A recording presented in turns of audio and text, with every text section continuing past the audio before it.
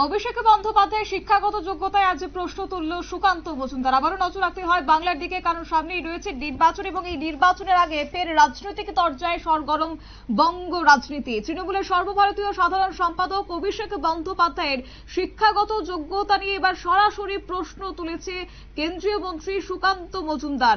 অন্যদিকে আইন অনুযায়ী অসমে এসআইআর করা হচ্ছে না, জাতীয় নির্বাচন কমিশন তার ব্যাখ্যা দিয়েছেন বলেও স্পষ্ট জানিয়েছেন সুকান্ত মজুমদার। কি বললেন তিনি, শুনুন।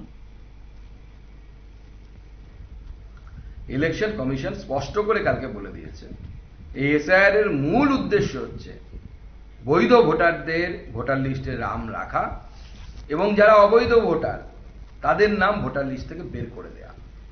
আগে তৃণমূল কংগ্রেস নিজে স্ট্যান্ড করুক, ঠিক করুক।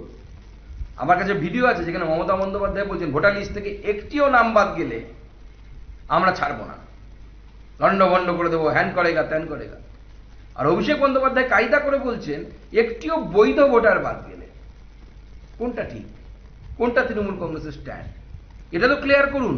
একটিও নাম না একটিও বৈধ নাম, আগে স্ট্যান্ড ক্লিয়ার করুন। নাকি এটা পিসিআর ভাইপোর মধ্যে মতভেদ না মনোভেদ, কোন ভেদ? এসআইআরটা তো হচ্ছে বৈধ ভোটারদের নাম রাখার জন্য।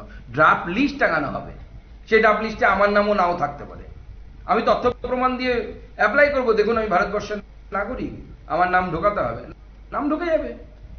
শুধুমাত্র মানুষকে ভয় পাওয়ানো, বিশেষ ধর্মীয় সম্প্রদায়ের মানুষদেরকে উস্কে দেওয়া, আর যেখানে যেখানে ডেমোগ্রাফিক চেঞ্জ হয়েছে, জনবিন্যাস পরিবর্তন হয়েছে, সেখানে সনাতন হিন্দুদেরকে ভয় পাওয়ানোর জন্য যে পরিকল্পনা তৃণমূল কংগ্রেস এবং অভিষেক বন্দ্যোপাধ্যায় করছেন, এর বিরুদ্ধে ভারতীয় জনতা পার্টি লড়বে, দেশের মানুষ লড়বে, বাংলার মানুষ লড়বে। উন্নয়ন করতে পারে না, তারা আবার বড় বড় কথা বলে।